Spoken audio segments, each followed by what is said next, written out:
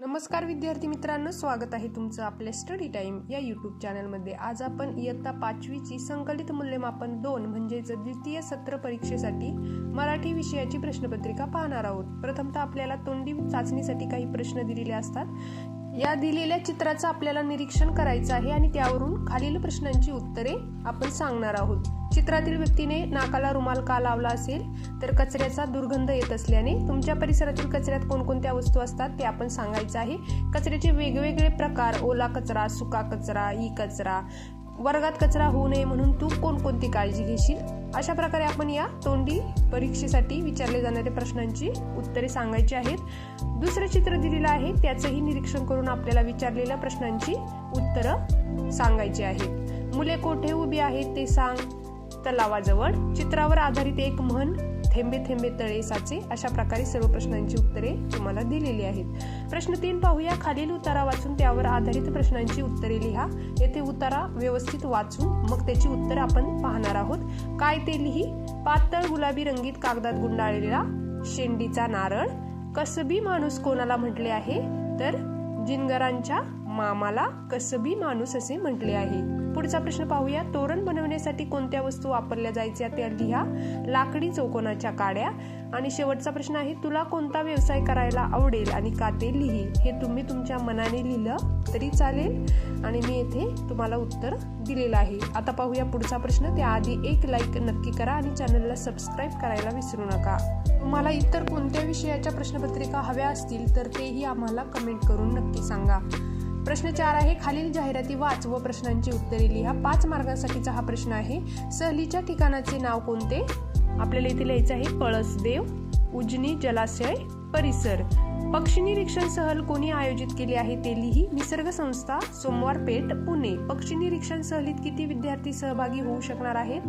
या प्रश्नाचं उत्तर आहे 50 विद्यार्थी। आणि शेवटचा प्रश्न आहे, वरील जाहिरात वाच व त्यावर आधारित कोणतेही 2 प्रश्न तयार करून लिही। तुम्ही तुमच्या मनाने हे प्रश्न लिहिले तरी चालतील।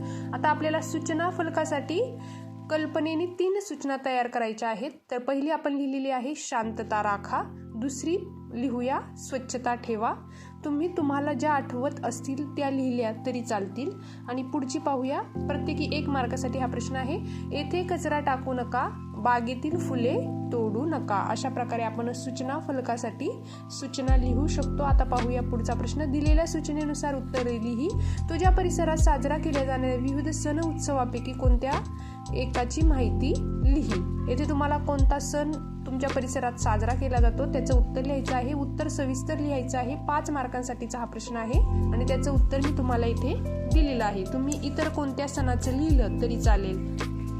पुढचा प्रश्न आहे, कंसातील अचूक शब्द वापरून वाक्य पुन्हा लिहायचं आहे। तो घाईने आला व घटाघटा पाणी पिऊ लागला। येथे पाणी हा शब्द व्यवस्थित पाहून लिहायचा आहे। तो चुकीचा लिहिला तर आपला मार्क्स जाऊ शकतो। पुढचा प्रश्न पाहूया। आईने पार्थला त्याच्या स्वभावातील दोष दाखविले। पुढे पाहूया प्रश्न 7। दिलेल्या सूचनेनुसार उत्तरे लिही। येथे आपल्याला नामांसाठी योग्य विशेषण लिहायचं आहे। उंच भव्य हिमालय आणि थंड स्वच्छ पाणी। पुढचा प्रश्न पाहणार आहोत। दिलेल्या पर्यायातून योग्य पर्याय निवडून जोड शब्द पूर्ण करायचे आहेत। पै पाहुणा असा शब्द असतो आणि मौज मस्ती। पर्याय क्रमांक ड हे या प्रश्नाचं उत्तर आहे। 2 मार्कासाठीचा म्हणजे प्रत्येकी 1 मार्कासाठी हा प्रश्न आहे। पुढे पाहूया, कंसातील सूचनेनुसार योग्य बदल करून वाक्य पुन्हा लिही। पहिलं वाक्य आहे, आमशा सकाळपासूनच होळीजवळ ढोल घेऊन बसला होता। आपल्याला हे वाक्य वर्तमान काळात करायचं आहे, तर याचं उत्तर लिहू आपण। आमशा सकाळपासूनच होळीजवळ ढोल घेऊन बसला आहे। वर्तमान काळ करायचा आहे म्हणजे बसला आहे। अशा प्रकारे आपण या प्रश्नाचं उत्तर लिहिणार आहोत।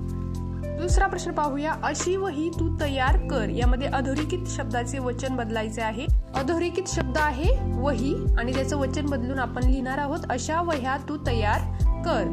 पुढे आपल्याला लिंग बदलायचं आहे। अधोरेखित शब्द आहे महाराजांची आणि उत्तर आपण लिहिणार आहोत महाराणींची आज्ञा आहे ना, म्हणजे महाराज यांचे लिंग बदलून आपण महाराणी असा शब्द आपण येथे लिहिणार आहोत। आणि शेवटचं आहे, तिचे बालपण निसर्गाच्या सानिध्यात गेले असे आपले उत्तर येईल। जाणे या शब्दाचे आपल्याला भूतकाळातील योग्य रूप आपल्याला लिहायचे आहे आणि जाणे या शब्दाचे योग्य रूप आहे गेले। पुढे पाहूया प्रश्न 8। तुझ्या वर्गात शाळेत नवीन शिक्षक आले आहेत अशी कल्पना कर व त्यांच्याशी तू काय बोलशील याविषयी योग्य विरामचिन्हांचा वापर करून 3 वाक्य लिही. 3 मार्कासाठीचा हा प्रश्न आहे, त्यामुळे या प्रश्नाचं उत्तर व्यवस्थित लिहायचं आहे. तुम्ही तुमच्या मनाने या प्रश्नाचं उत्तर लिहिलं तरी चालेल. तुम्हाला मी अशा प्रकारे या प्रश्नाचं उत्तर इथे दिलेलं आहे. आता पुढचा प्रश्न पाहूया. त्याआधी एक लाईक नक्की करा आणि आपल्या स्टडी टाइम या यूट्यूब चॅनलला नक्की सबस्क्राईब करा, म्हणजे इतर विषयाच्या प्रश्नपत्रिकाही तुम्हाला पाहायला मिळतील. प्रश्न 9 पाहूया. खाली दिलेले शब्द वापरून एक अर्थपूर्ण वाक्य तयार कर. पहिला शब्द आहे सुरेल. पिंकी सुरेल गाते. दुसरा शब्द आहे डौलदार. राजहंसाची चाल डौलदार असते. आणि शेवटचा शब्द आहे कोरीव. गोपाल कोरीव काम सुबकपणे करतो. आता पाहूया पुढचा प्रश्न. नदी तुझ्याशी बोलते आहे अशी कल्पना करा आणि ती नदी काय बोलेल ते 6 ते 8 वाक्यात लिहा. म्हणजे इथे आपल्याला नदीचे मनोगत लिहायचं आहे. 4 मार्कांसाठीचा हा प्रश्न आहे, त्यामुळे या प्रश्नाचं उत्तर आपण सविस्तर आणि व्यवस्थित लिहिणार आहोत. याचा व्यवस्थित सराव करा. पुढे पाहूया. खाली दिलेल्या मुद्द्यांच्या आधारे 6 ते 8 वाक्यात गोष्ट तयार कर. आपल्याला काही मुद्दे दिलेले आहेत आणि त्यापासून आपल्याला गोष्ट तयार करायची आहे. त्याचंही उत्तर तुम्हाला मी येथे दिलेलं आहे. उत्तर मोठं आहे, त्यामुळे वाचून दाखवत नाही. तुम्ही व्यवस्थित वाचून उत्तराचा सराव करा. अशा प्रकारे आपण इयत्ता 5वीची मराठी विषयाची प्रश्नपत्रिका पाहिली.